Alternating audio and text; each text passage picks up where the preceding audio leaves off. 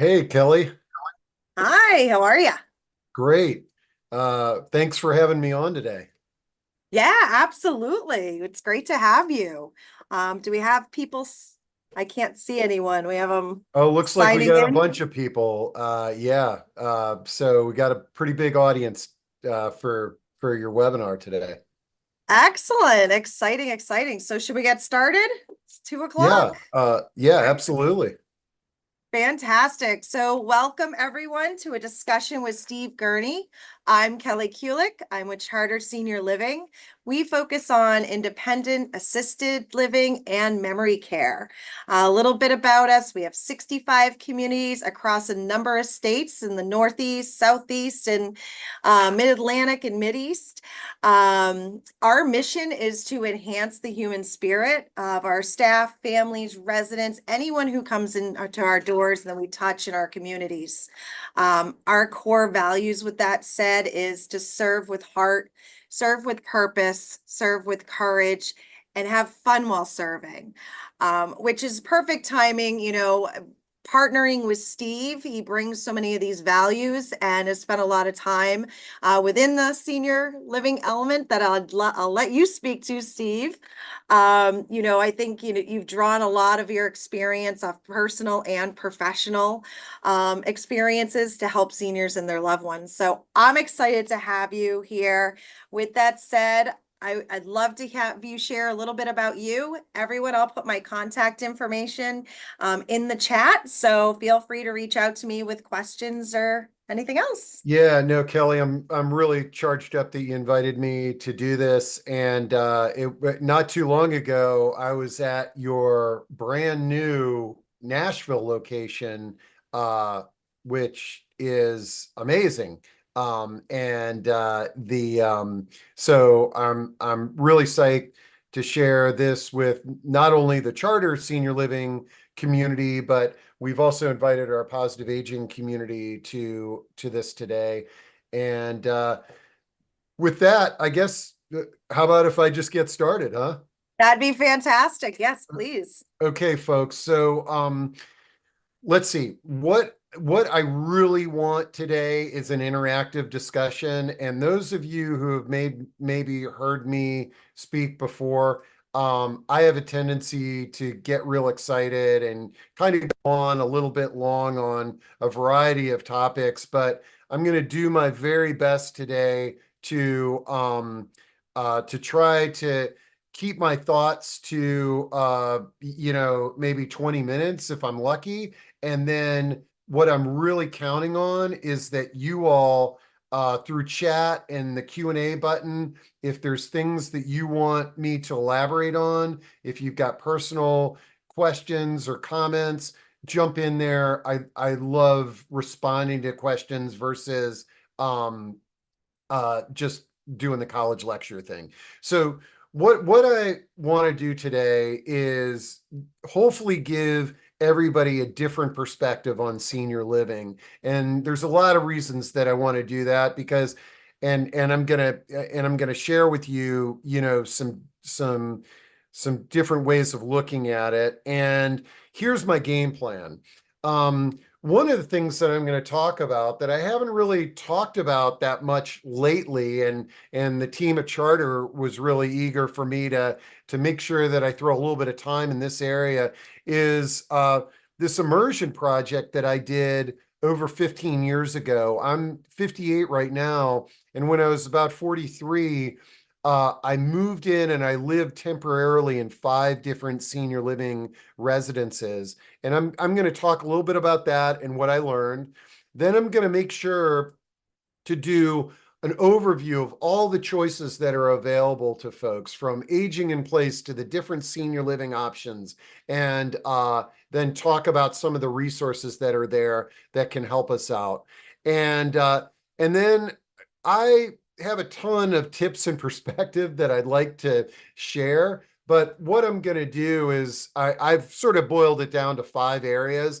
And there are 5 things that almost on a daily basis, I'm sharing 1 or 2 of these ideas with people that are calling me or professionals in the field. And then, like I said, I'm hoping I can get through these points in about 20 minutes. and then I'm totally happy having an open dialogue for the remainder of our time together today. So hopefully that's okay, and we'll go from there. So first off, I'm going to play a video here shortly, but before I do, I kind of want to tee it up.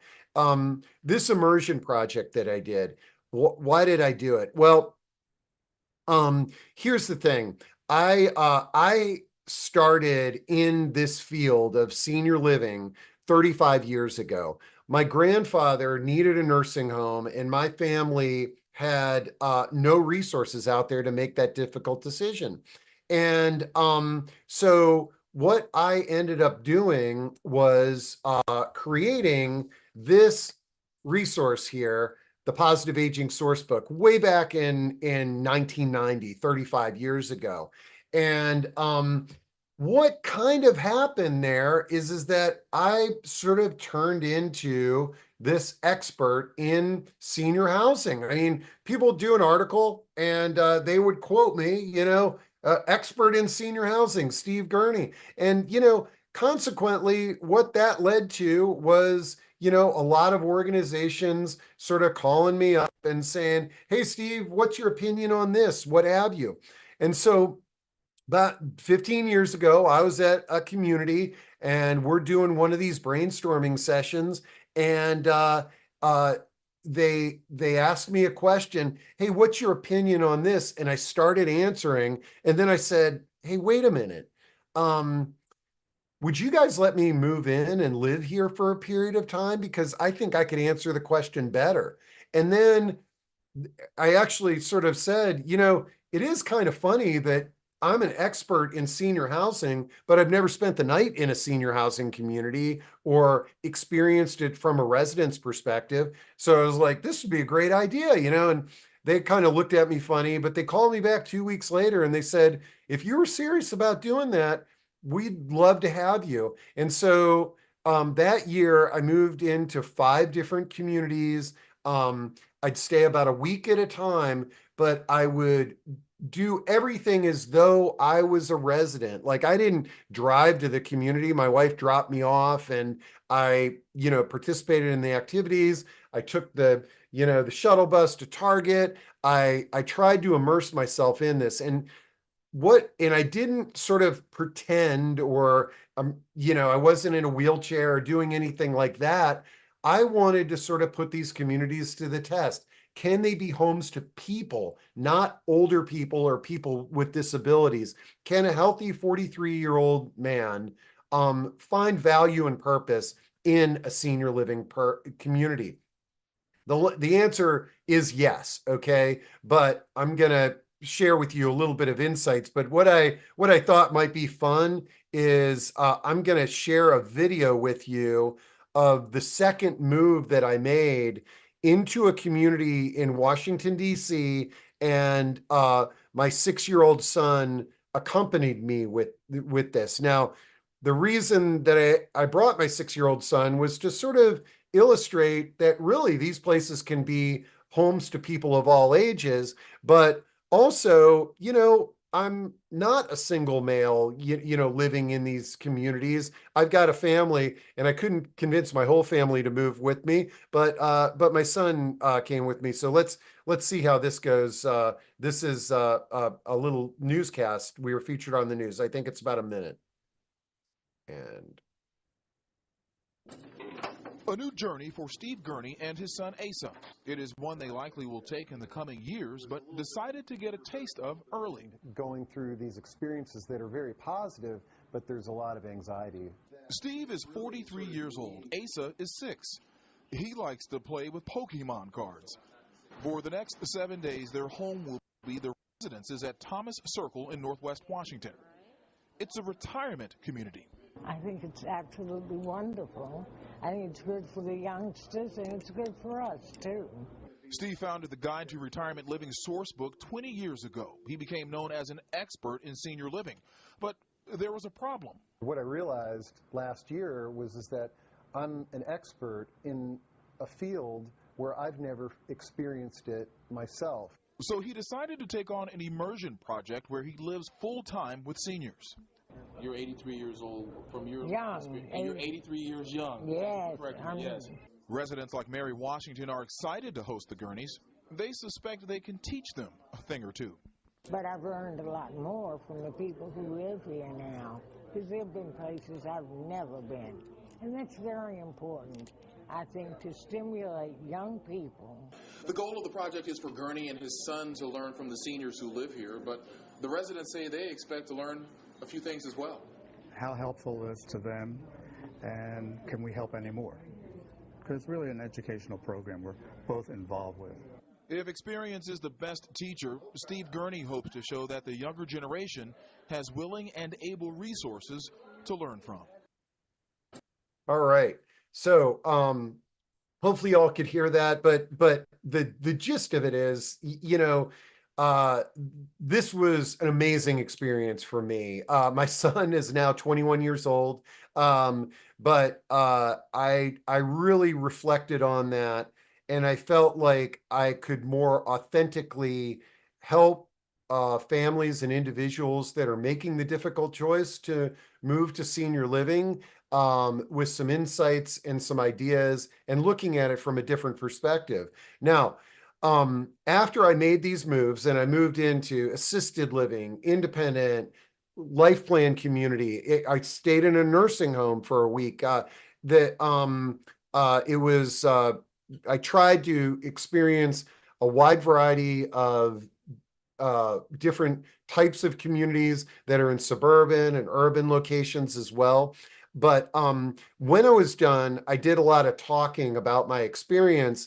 And one of the things that I created was this three-legged stool, because one of the things that I found was my new neighbors in these communities, they were there because one or all three legs of the stool was getting a little bit weak. So, somebody who lives in a car-dependent suburban environment that doesn't really want to drive anymore or can't get around as well as they used to, from a transportation perspective, their purpose is limited now. And if somebody's in a home that might have a lot of stairs, again, their purpose is limited. And, there are many of the people that I have met in these projects, but also that I talk to on the phone about their own planning and future, is that oftentimes there's lots of memories in the neighborhood or the community that they're living in, but they don't have as many neighborhood connections as they once had. And so you'll see that the top of the stool doesn't have anything about, the top of the stool is focused primarily on purpose. It's like, how can we live with purpose regardless of our age and ability? And that's a lot of what I want to talk to you about today and give you some different ideas. Now, what I've been talking to a lot about lately with individuals who are either planning or sort of, or saying, hey, Steve, I'm not ready for any of this stuff yet. It's good that it's out there, but I don't really need it.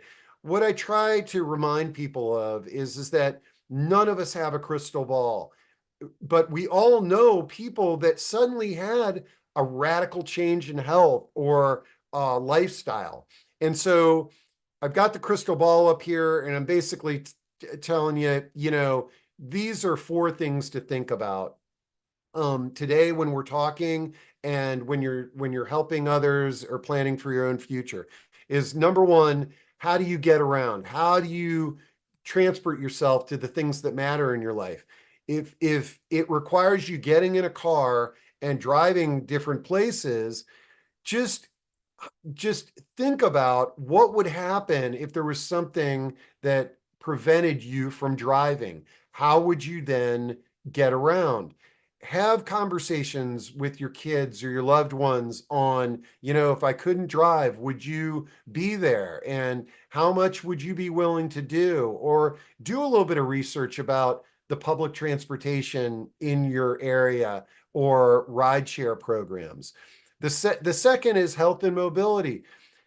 There is nobody out there who's using a walker, cane, or wheelchair that sort of said, hey, someday I hope that I get to, roll around in a wheelchair. Like these always, changes in health and mobility always take us by surprise. Um, Unless we were born with some sort of condition. And so it's really important for all of us to just think about if I had a change in health and mobility, how am I going to get around this place that I currently love and call home?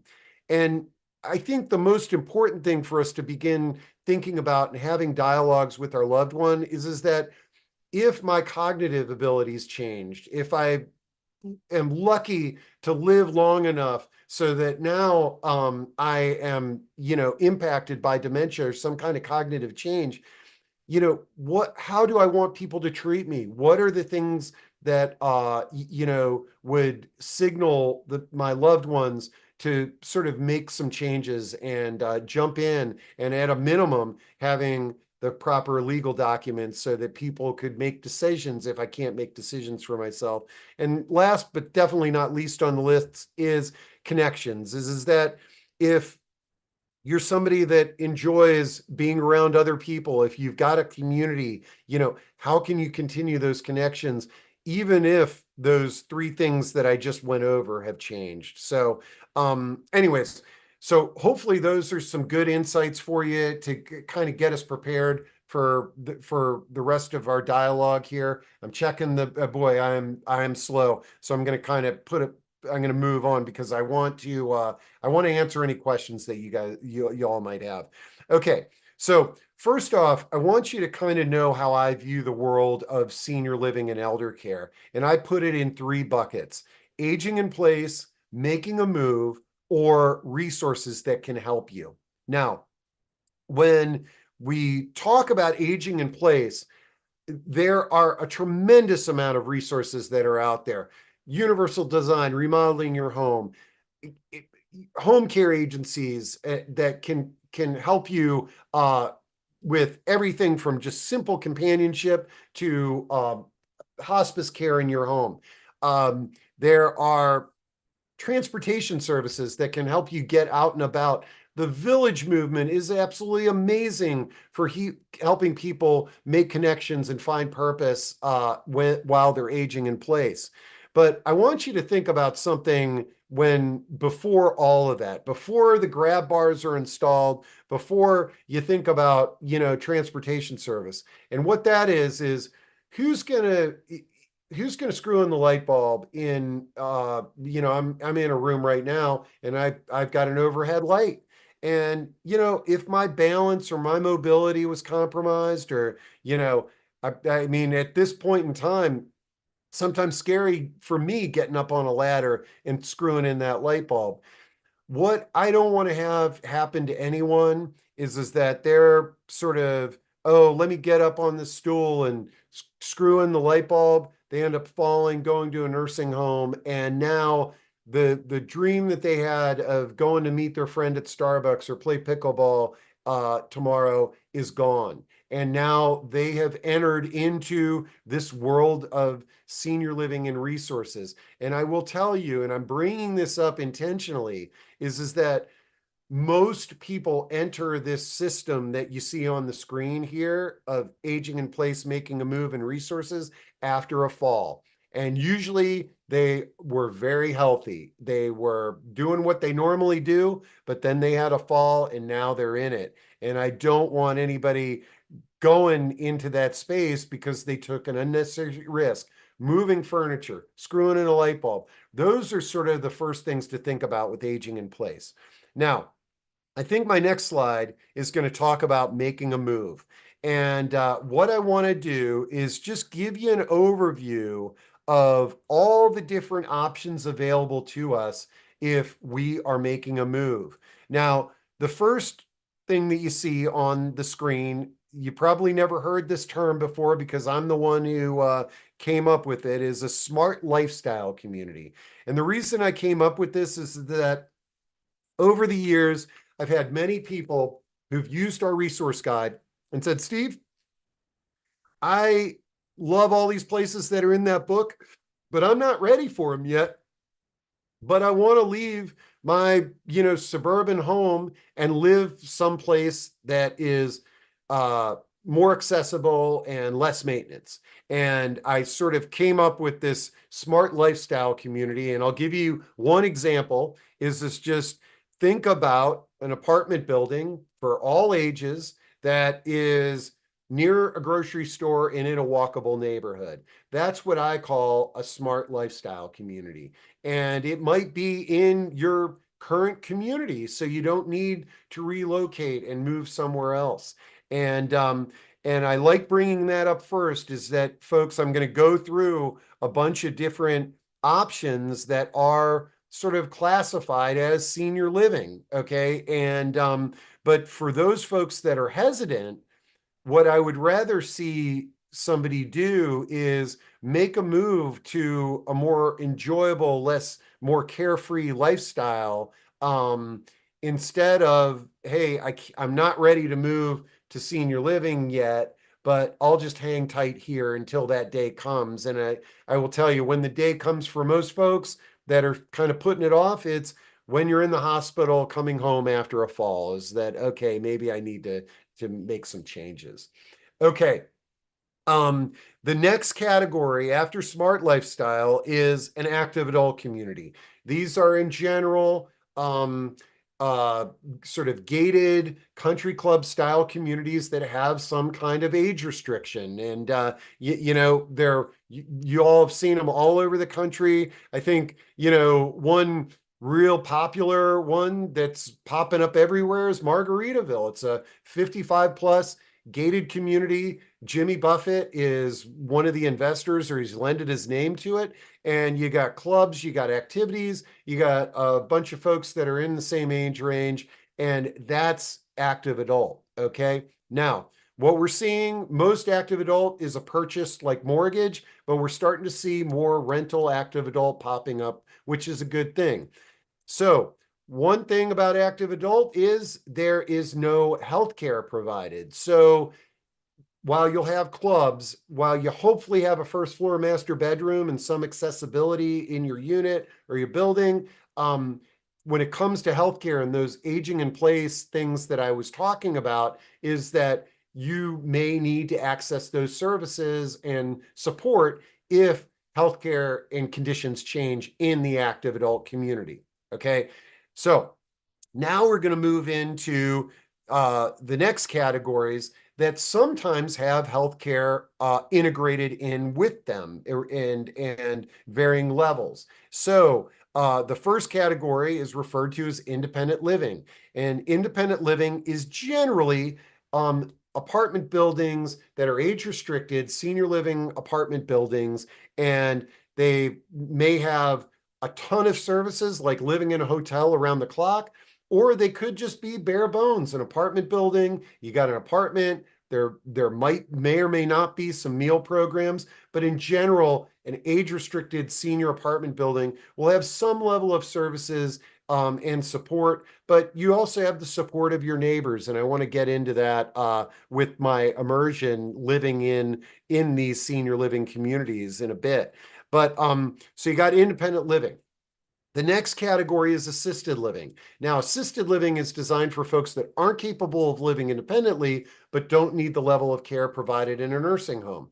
And back 35 years ago, when my grandfather needed a nursing home, he definitely needed a nursing home, but assisted living was not, it was just in the early stages. And that's one of the reasons why a lot of us have sort of a mixed view on nursing and rehab, especially if we have a loved one that lived there, 20, 30 years ago, because now those long-term residents, the people that might have 30 years ago lived for 3 years in a nursing home, are now able to receive care in and support in an assisted living community, where they're getting support for one or two activities of daily living. There's meals, activities, what have you. The next category of care that I like to refer to is memory care. And memory care, again, definitely that's, a relatively new development in the field of senior living.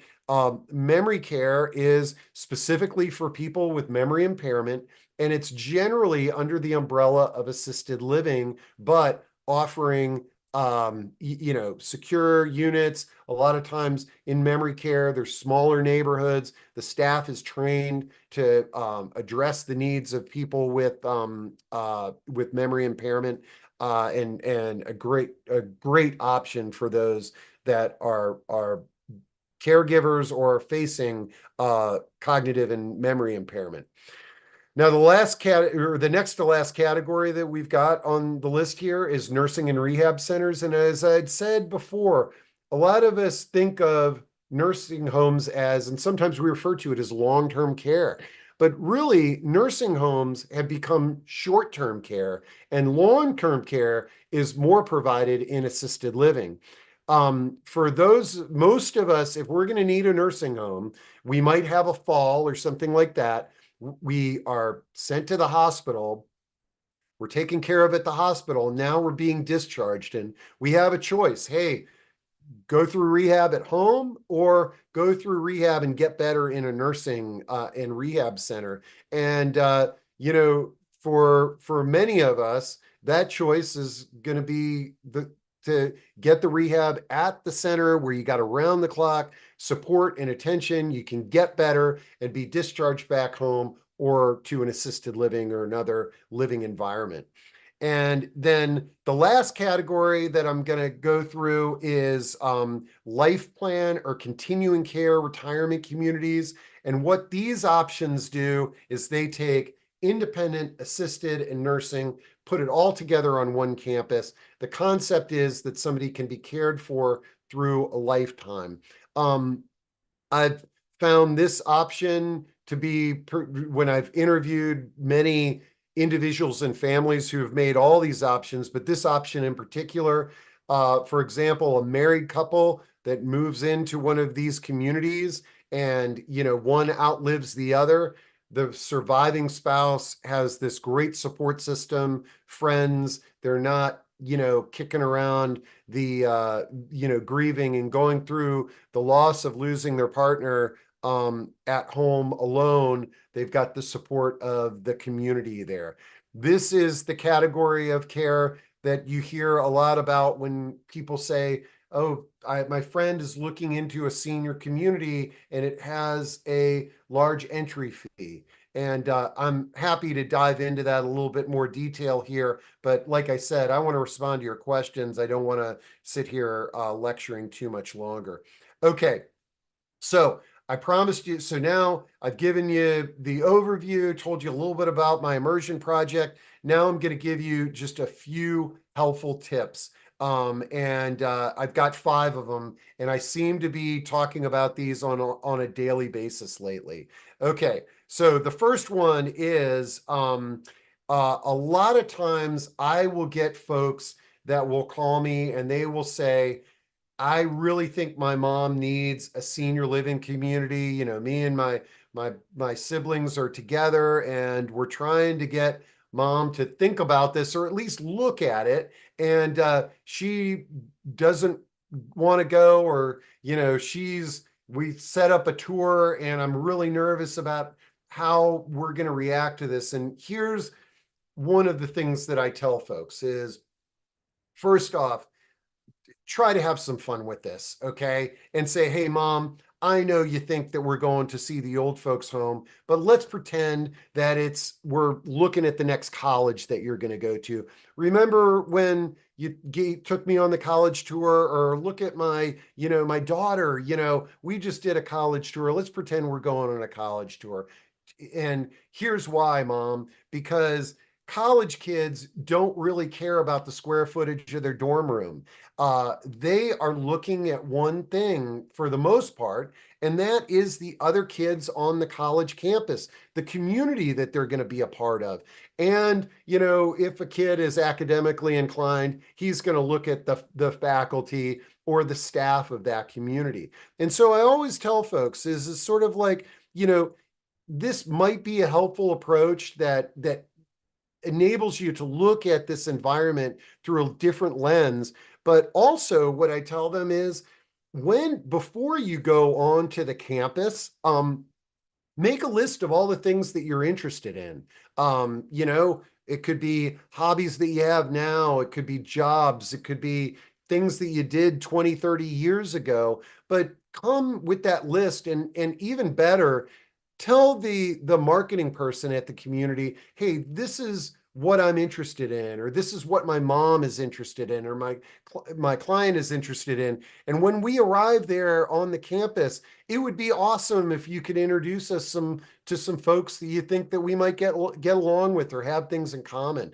I've found that to be good. And the other reason why I'm sort of saying this sort of think like a college kid in environment is what I realize after 35 years of having conversations is that a lot of times we realize that, living in a community like this would be a great move and it would improve my lifestyle. But I can't believe that I'm going to a place called a retirement community or a senior living community. And here's one of the reasons why we think that way is because right now, most of us live on a street where Black, white, young, old, married, divorced live together. And now you're saying that I'm going to go and live in this segregated environment, but it's not segregated in a bad way. It's segregated to sort of care for each other and to provide support and companionship and activities and new friendships. And colleges aren't segregated, but if you look at most college campuses, most of the people there are around the same age that are living on the campus, just like in a senior living community. Now, these people in the senior living community have something that these college kids don't have: life experience. Those 18 to 20-year-olds, they don't know anything. The folks that are moving into senior living have lots of life experience. Holy cow. Okay, I promise I'm going to get through this and we're going to get to these questions. I see them coming in. Okay, next little tip I want to talk to you about is your stuff. We've all got stuff, okay? And what are we going to do with it? And I'll give you a couple of tips, but I'm also going to share with you is that whether you're aging in place or you're thinking about making a move, number one, what we want to do is we don't want to leave this world and have our loved ones, go through all of our stuff and try to figure out where we wanted it to go and what we wanted to do with it. And so what I urge all of us to do is to, number one, think about the concept of Swedish death cleaning. What that means is let's sort of think about all the things that we have and let's find it a home while we're alive so that we can kind of see people enjoying these things. Or at a minimum, let's talk to the people in our lives and give them a choice of, I love the grand piano here. I'm not playing it. Would any of you like this now or when I'm gone? If you want it now, let's get it over there so you can start playing the piano and I'll figure out how to redecorate my living room. And again, I've heard stories of where people did this. They were hesitant to make a move, but once they sort of reached out to their network and family and everybody started grabbing up the stuff that they wanted, they realized that they didn't need to live in a 3-bedroom house anymore, that they could go through the downsizing process and make that move. So think about preserving those memories. In terms of, well, there's that Swedish death cleaning, there's doing like scrapbooks, there's videotaping, there's just telling the stories around the stuff that we've accumulated. Okay, so we talked about the college, we talked about our stuff. The next thing I want to talk to you about, and this is primarily for the folks that call me and say, Steve, look, I got your SourceBook. You got 2,000 senior living communities in there. Just tell me which one's best. And here's what I'm going to tell you is I feel like location and involvement is very important in having the best experience for us and our loved ones. So let me use the example of the woman that I was talking about who was looking for assisted living for her mom. If I was talking to her today, I would say, look, let's start with the places that are closest and easiest for you to visit on a regular basis, because you being a part of that community is not only going to improve your mom's well-being, but it's going to improve the other residents of the community, because now you're part of the community. I'm going to go back to sort of my college analogy. It's kind of like we don't drop our kids off at school and expect them to get a great education.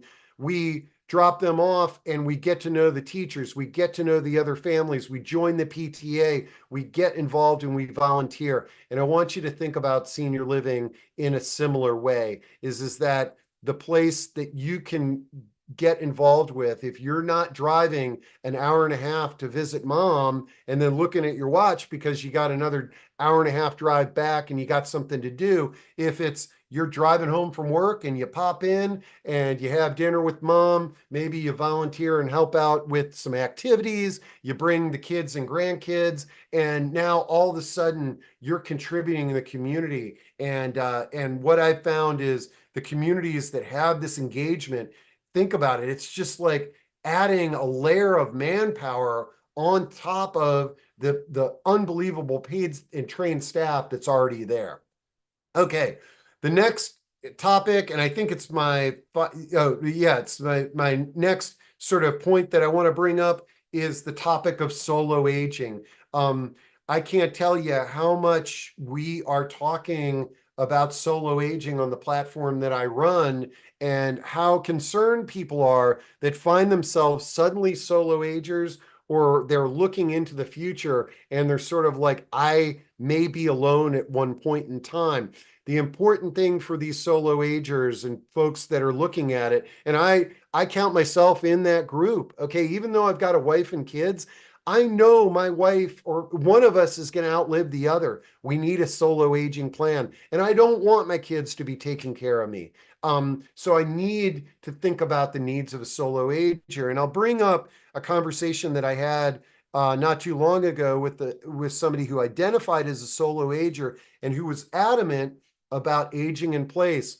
And as I was brainstorming with them and thinking about all the different things that we could do to make sure that they're going to be able to meet that dream, one of the things that I reminded them of, I said, look, it's not a bad idea to do a little bit of research into some of these senior living communities. I know right now you're not thinking about moving there, but all of these solo aging concerns that you have about not having somebody to look in on you or give you a ride or take care of your healthcare needs if you had dementia or something like that, is that if you made the move to a senior community, you now have a family, you now have support. So I always like to bring that up when we're thinking about the challenges of solo aging, which we could all be in that boat. And then my last slide, I promise, and I guess I didn't do that bad of a job, I'm going to land around 40 minutes here, is we don't need to walk the road alone, is that there are so many resources out there. And oftentimes what people that enter this world caring for themselves or caring for their loved one are often struck by, gosh, I didn't know all these resources existed. And so I'm going to quickly just give you an overview of some of the resources that pretty much exist in every community in this country. First, you've got sort of like your government resources, area agencies on aging. It's my first place to call. There's one in every state and that serves every county in the United States. And they're a great first place to start. But other government programs like Social Security and things like that, the Veterans Administration can be a great resource for the people that we're caring for. Then let's talk a little bit about healthcare resources, whether it be like a condition that you have like Parkinson's or arthritis or osteoporosis. There are just so many resources that are out there that are are specific to the specific needs that you might have, Alzheimer's, dementia, what have you. But then we've got other healthcare providers like hospice, hearing, vision, and healthcare providers. There's a huge network of nonprofit and faith-based organizations out there. I urge everybody to sort of, if you're a member of a faith-based organization or a church, or you might not be a member of a church, but there's a church in your neighborhood, reach out to them and find out what kind of support that they have for older adults in the community. They can be incredibly invaluable. And then nonprofits, a lot of times these are disease specific, but there's a lot of great nonprofits out there, like the Villages in my community I live in. There's these shepherd centers that are absolutely amazing that provide free support to older adults. And then let's talk a little bit about the professional resources that you may or may not be aware of. There's elder law attorneys that are very focused on the needs of elders and their families and estate planning and what have you. Daily money managers, people that can help you pay bills and do the bookkeeping as well as other household tasks. There are aging life care managers and patient advocates, and the list goes on and on and on. And what I would say is that you don't need to walk this road alone. You can reach out to me. You can reach out to anybody at the team at Charter Senior Living, and we're here to help you with problem solving. I've met so many of the folks that are part of the Charter Senior Living team, and I will tell you firsthand, I mean, just because you might not be thinking about senior housing at this point in time, you might think, well, I'm not going to call them. I'm not going to call Charter. No, give them a call. Those marketing and outreach people, they know all the services in the community. And so it's really easy for them to sort of say, hey, here, I got a friend over at this adult daycare program. Let me give them a call and we'll get your mom over there for a tour. Okay. That I knew was I was gonna go, awesome, Steve. but No, at that least was I didn't- great. Yeah, at least It's a I lot of- didn't. Yeah, at least I didn't take an hour. So we got folks, we got 20 minutes plus where I can start getting through these questions here that you got. But I hope that was helpful. And I hope my goal was mainly to give you a new perspective on thinking about things. So now let me get to some of these questions here. Okay, first one, Steve, would you care to share what happened to your grandfather in their care? Did the family place them in a senior care? Yeah, my grandfather, and man, I wish I had it here. My grandfather went to a nursing home in Arlington, Virginia. So he had a stroke, became paralyzed, and it was my grandmother cared for him at home, and it just became too difficult. And so he went to a nursing home, and he was all very cognitive. And my grandfather was an entomologist, world-renowned entomologist. His and he was cognitively with it and developed a great friendship with people in his nursing home, but also with the administrator, who Bob Moran, who I've become friends with as well. So that's a little bit of that backstory. But back then, and the reason I was in college, but what I saw was there was no comprehensive resource for people. And so we just kind of, the social worker in the hospital said, here, call this place, and that's why I started the SourceBook. Someone says, I'm concerned about the impact of private equity in the senior living space. I'm interested in moving to a CCRC, which is also a life plan community. And specifically, my concern is that if I were to move there today, what protection would I have that they would maintain my quality of care commensurate with the quality of service? Now, again, we like to say in life, there's no guarantees, but in my 35, so before I got into this business 35 years ago, a little bit of a history lesson here. CCRCs, or life plan communities, they were created primarily by churches. And what the churches said is, just give us all your money and we'll take care of you for the rest of our lives. Okay. And that was a great concept and people jumped in it. But what happened was the millionaires that were in the church, they were smart. They started giving away their assets, so that they're not going to give their retirement community $10 million if their next door neighbor is giving them 500,000. And consequently, back then, there were places that went out of business. And that's the people still remember that. Okay. In nearly every state, these places are all regulated by the insurance commission, and they have fiscal reports that are very high level. And in my 35 years, maybe one or two exceptions, but in general, you're not putting yourself at risk by investigating these. But you want to look at the annual report. You want to ask them questions, but from my perspective, it's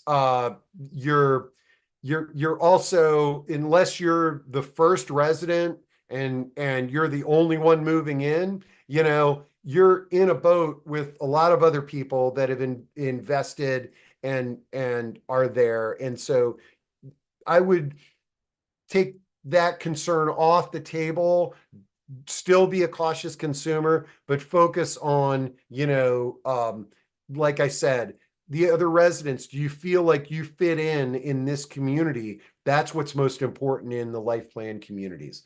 My husband is 7 years older than me with a comorbidity. So when is the right time to move into assisted living, even though I'm still independent? Maybe I know the answer, but I want to know your perspective. So here's my perspective is that I would love, based on what you're saying there, the limited amount is that it sounds like if your husband's health is declining, and it sounds like it is, and you're still healthy, I think the most ideal situation would be a life plan situation or an independent living community that also has assisted living and memory care adjacent or as a part of it.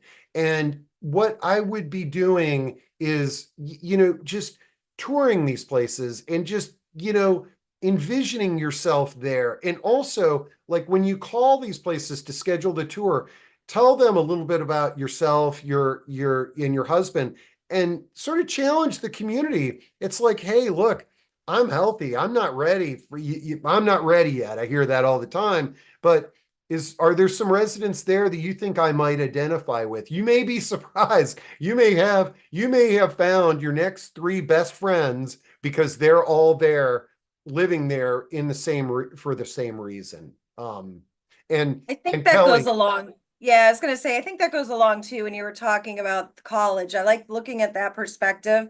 It's that future shopping. So starting to look now, to your point, when is the right time? I think as you're asking those questions and you're getting the feel, and the different various options you have out there. Absolutely. Now is the time to start looking and let, the people out there be a resource to you. yeah, and our next question from Ruth is related to the villages, and I talked a little bit about the villages, but sometimes it gets confused with the villages in Florida, which is sometimes accused of being a fraternity party for older adults. But this is what we're talking about. It's the Village to Village network, and these are grassroots communities where older adults are supported in aging in place in their community. And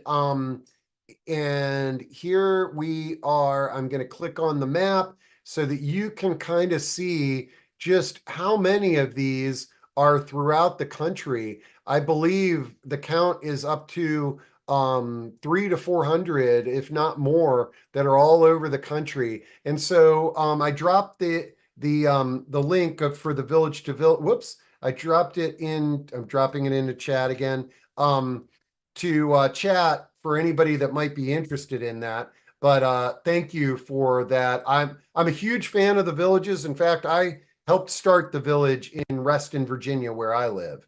Okay. Pros and cons, rental community with levels of care, such as, well, I'm not going to name any names, versus a nonprofit CCRC and a for-profit CCRC that has entrance fees.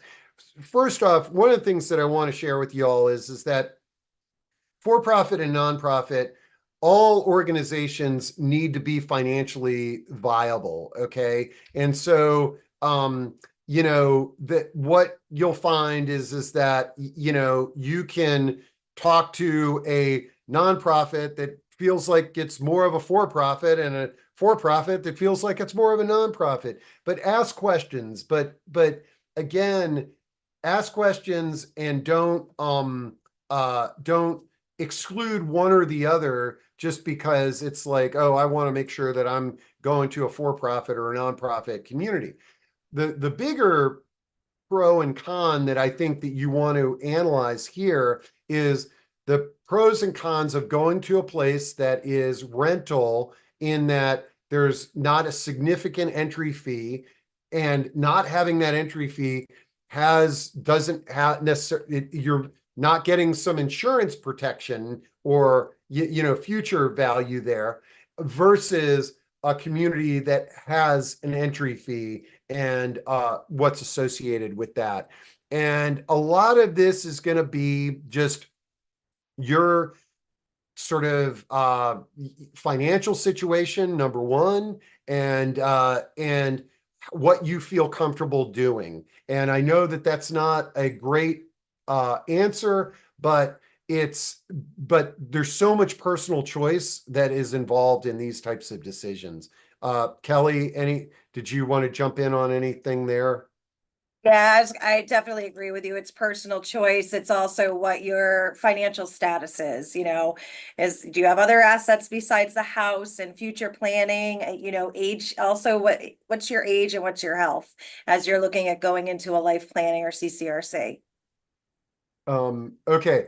Oh, let me jump on this. These questions that I'm seeing are great, but somebody said, can you comment on adult family homes? Okay, now I'm really glad to whoever asked that question, because I didn't mention that. In this category of assisted living, there are all different sizes, okay? And we talked about the one segment, which is memory care, but another segment could be called adult family homes, board and care homes, residential assisted living is another way that it's been referred over the years. And these are communities that there might be one on your street or in your neighborhood and you don't even realize it. Is that these are generally homes that are in a residential neighborhood that usually they can accommodate 15 or less residents, but that is one of these things that is jurisdiction based, you know, and your loved one or the person is being cared for in this residential home. And it's worthwhile, if you have these in your region, to look at one or two of these alongside you know, the larger homes that are out there, and sort of see your comfort level. Look at your mom and dad's comfort level. I'd also sort of add that I sort of casually mentioned aging life care managers. They're sort of like wedding planners and quarterbacks for making aging related decisions. And I'm gonna drop in their website, because if you're sort of in a situation, and oftentimes it's sort of like with family members where nobody really can agree on what is the best thing for mom and dad, when in reality it's mom and dad's decision, an aging life care manager can be a great person to consult with that can help you through that difficult decision-making process. Okay. Oh, I like this one. I've heard that these older adult communities can be cliquish like in high school. How can one avoid these cliques? Well, here's the thing. The answer to that is it depends. There's probably cliques in in senior living communities, just like high school. But one of the things that I found is that that we as individuals and humans are have evolved the more years that we're on this planet. And if you're not interested in being involved in a clique and they exist, it's your responsibility to number one, if there's bullying or things like that, you go to the leadership and you know talk to the resident council and what have you. But I think what you'll find is that in most of these communities that they're very welcoming, and if there's cliques, there's more people that are more involved in getting to know people and including them in the dialogue. And I always admire, I look back at high school and I saw all the cliques there, and I, you know, had peer pressure and fear and all that at that age. And I look back at my classmates that were much more mature than I was and much more evolved, and how they avoided all of that stuff. And so, you know, I think there's more of that going on in senior living. And I don't know. That's my political answer there, anyways. Is there a future expectation for healthcare in those communities? Is assisted living an age? Okay, is there a future expectation for healthcare and I think you're referring about life plan communities. Uh, there, I shouldn't say that there's a future expectation, but there's the opportunity to be cared for on your campus if your healthcare changes. Listen, my game plan for my own personal aging is I hope I fall asleep and I don't wake up on my 85th birthday. And I'm saying this sort of tongue in cheek, but really not. Like, I hope that I don't go through any period of long, prolonged health care. But one thing's for sure, in this house right now that I'm living in, it would be rather difficult to have long-term health care administered to me in this home. It would be easier for me to live in a community that offered that, and it was adjacent to me or provided in my neighbor in my apartment. Is assisted living an age eligibility requirement? I've discovered this a few times. Okay, I had a heart-wrenching story that I did several years ago. It was a woman who was 50 years old who had an accident. She was in a wheelchair, and her parents, she was an attorney, like she was very accomplished, and her parents were in their 80s and they were having difficulty taking care of her. And so they decided, hey, as a family, let's move to an assisted living. Things have changed radically, but this was back, I think, 15 years ago. They had to call over 20 communities till they found one that said, yeah, there's age restriction requirements, but we're going to make it work for you. And let me tell you, the story that we did was absolutely amazing, because this woman contributed to that community. And even though she was 50, they found an exception. So while there are age restrictions, you can find exceptions for younger people. Let's see. Where to find a naturally Ruth is asking, where to find a naturally occurring retirement community in the DC area. Ruth, I'm glad you brought up this term. People may not have ever heard it. It's called NORCs, okay? They're called naturally occurring retirement communities. And in the DC area, I'll tell you where most of the naturally occurring retirement communities are. They're in downtown DC on Connecticut Avenue. They're people that moved to DC and they've been in the same apartment since their 20s. And these apartments are now sort of like these naturally occurring retirement communities. While that is nice, oftentimes the apartment building is just waiting for these folks to leave. They're not necessarily providing support.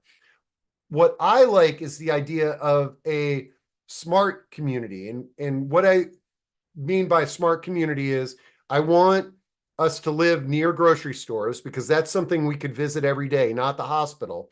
I want there to be walkable amenities, and I want there to be public transportation. And so, Ruth, think about sort of these suburban urban enclaves in the DC area, Rockville Town Center, Reston Town Center, places where there might be a lot of apartment buildings, and look around grocery stores, and I think you will find that find if you move in or investigate one of these buildings, that there's going to be a handful of people there that are older adults, and but then you're living in this all ages community, so long-winded answer there. Okay, somebody's asking, what's the entry fee all about? And that's with the life plan communities, and this is going to be I'm gonna find an article that I'm gonna drop into chat that'll go into a little bit more detail. But what these entry fees are is, I want you to imagine they're kind of like an insurance policy premium that you are paying that everybody that's moving into the community is paying this when they move into the community. So just for purpose of imagine you move into this community, and let's say the entry fee is $100,000, and everybody in the community pays $100,000 when they move in. And then they have one monthly fee for independent, one for assisted, one for nursing. Now, instead of it sort of maybe being, let's just say $15,000 a month for assisted living for those residents, because they made the entry fee payment, it's a little bit less, okay? Because it enables some consistency in care and what have you. Now, the confusing thing about these entry fees is they may be partially or wholly refundable depending on the community and the contract. But just if you're looking into these, and there's one article that I'm dropping into chat that might be helpful. If you email me, I can send you more. But ask the communities about that. They usually have some great literature that they can provide you to give you a little bit more confidence there. Here, I am going to drop in. Jennifer Latte is on the call, and she is basically gave me the link to a webinar that our vet Reed did on senior living contracts. That was really, really good. We did that. Thank you, Jennifer, for that reminder. Okay, I got another question there, and I see a bunch in chat. I'm going to keep on trying to go through these here. Kelly, okay, if we just keep on hanging on? Yep, I would keep rolling. Absolutely. Okay, cool. Okay, let's see. Okay, thank you so much for sharing. So the person who was only 50 years of age when they had an accident and became disabled, and the whole family moved to the care community, and the organization decided that it would work. It worked. In fact, if I can, I may have that article that I can look up. If I don't find it while we're on the call, this is the 50-year-old that moved in. If I don't find it while I'm on the call, I'll put it in the chat links on the recording that I'll host at proaging.com for this. Okay, now I'm going to go up here, and I'm going to say, okay, yeah, I saw many nursing and rehab requests during COVID. Yeah, I mean, COVID was just a horrible time for nursing and rehab and assisted living and all these care models. But one thing that I found, like, I find that sometimes there's a negative stigma on senior housing and nursing homes, and it's unfair, because these are great resources, and the people that I talk to that live in them are generally say, gosh, I waited too long, what have you. And there's nothing the matter with aging in place. I'm into choices, folks, okay? But one thing that I will say, in COVID, Yeah, everybody was like, oh my gosh, I can't talk to mom. I can't hug her. I can't do these things. Number one, most of the care communities and nursing homes started using technology much more. And now you were hugging mom once a month. Now you're talking to mom every day on FaceTime. Okay. So that was positive. The other thing that, again, this wasn't every situation, but I heard these stories more often than not, is that, oh my gosh, they're locking down the nursing home, so let's bring mom home and we're going to take care of them. And a lot of people tried to do that and realized that, wow, now I realize how much is involved in, and how much more mom was getting when she was at the nursing home or the assisted living. It didn't work out that way for a lot, but I tell you, I probably heard more stories like that than I heard the opposite. Okay. Um, let's see. Okay. Barbara, how familiar are you with 6-bed board and care? Very familiar, and it's an option worth exploring. Okay. I've talked to many families that, said, hey, look, mom just felt more comfortable in a small residential home than she did in a high rise. And so it's worth investigating, because the thing is that the high rise community, senior living community, they want your mom to be happy. And if your mom, it's better for your mom to find a place that she's comfortable in than sort of like, hey, mom, this is a good place for you right now. Okay. Um, okay. Okay. Let's see. Senior living is expensive compared to a regular place. What is the sweet spot financially for moving into a senior living place? Well, I mean, here's the thing, folks, and I didn't bring this up, but it's worth bringing up. And this is why planning ahead and thinking about this is so important, is that, we've all got, what we've accumulated financially, and it's important to see what can we afford. And the other thing that's important for us all to know is that there are programs out there, government and HUD and things of that nature. But the thing is that if we need subsidized care, we've got to get on waiting list as soon as possible. And most of the time what I see happen is that it's like, oh man, looking for a place for my dad. He doesn't have much, finances. And it's sort of like, wow, had we got dad on, had we had that conversation 2 years ago, dad's name may have come up on the waiting list, because there's waiting list for the subsidized places. They're great, but you got to get on waiting lists. I was going to say too, Steve, Yeah. I mean, there's veterans benefits that are underutilized out there in the market. So definitely reach out, let us be a resource to you and direct you in the right direction, because there's a lot of programs that people don't know about, and it varies state to state. Yeah. And somebody was saying, can you compare a webinar on low income resources? Yeah, yes. I mean, we've done a few things on affordability, and I could be doing those 5 days a week, but I'm gonna revisit that, and I'm also gonna drop into chat some of the discussions we've had on affordability. Whenever we do a discussion on affordability, I always tell people, look, I left my magic wand at home.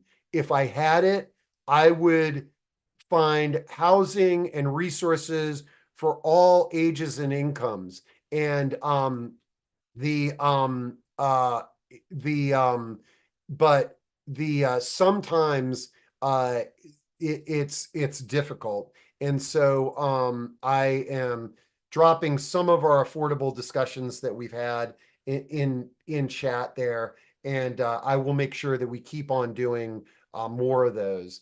And if you're on this discussion, you'll be placed on our mailing list along with Charter, and we can hopefully help with a lot of resources there. Okay. Okay. All right. And I like not to go beyond an hour and 15 minutes. We'll definitely do a follow-up on this, Kelly. And the oh, Kelly Kennedy said, I want to talk about the continuing care at home program.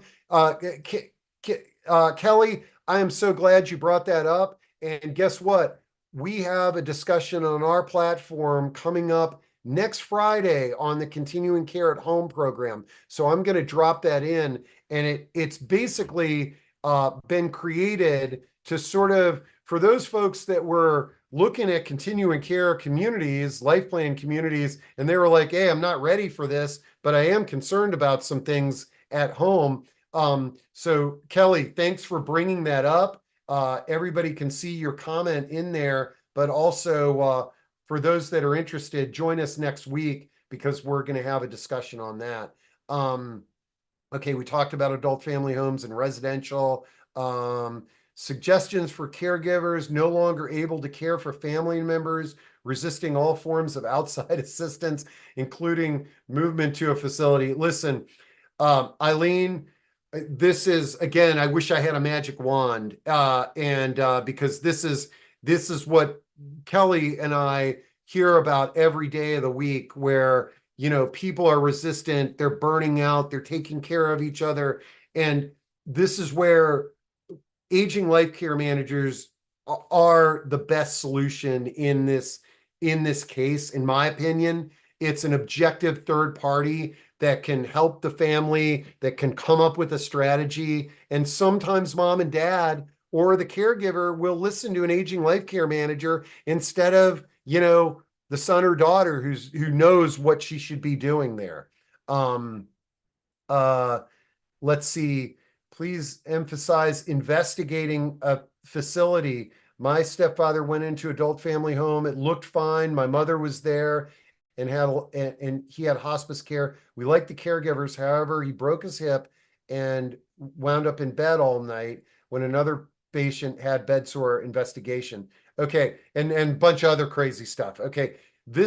Remember earlier I talked about location. Like, this is one of the reasons why I like a place that you can come and be a part of the community, because if there's a problem, and problems occur, and they occur in all different settings, even the ones that you look online and have 5-star ratings. I mean, there could be a staff change, a leadership change, who knows what could happen. But being there and being able to kind of be a part of the community and see your mom, if there's a problem, you can usually address it quickly. And most communities, and I know Charter is this way, is that if there's a problem, it's sort of like, hey, we're sorry, and here's what we're going to do, and here's how we're going to make sure that this never happens again. But thank you for sharing that. Let's see. Part of planning ahead is getting long-term care insurance. Absolutely. Knowing about veterans aid and attendance. That's great. Thanks, Joe, for sharing that. And holy cow, I think I got it. I think I got most of this in, and we're at an hour and 15. Thank you, Kelly and the Charter team. I love working with y'all, and this was really fun. I need to do more of these where, I'm just kind of babbling and trying to answer questions and, Well, we can't wait to have you come to Connecticut and Massachusetts in the fall. So everyone stay tuned for that. And we appreciate you, Steve, and thank you. Thank you for your partnership. You bet. All right. I will download this. I'll get you the recording there, Kelly, and I'll put it up on our proaging.com site as well. And look forward to talking to y'all at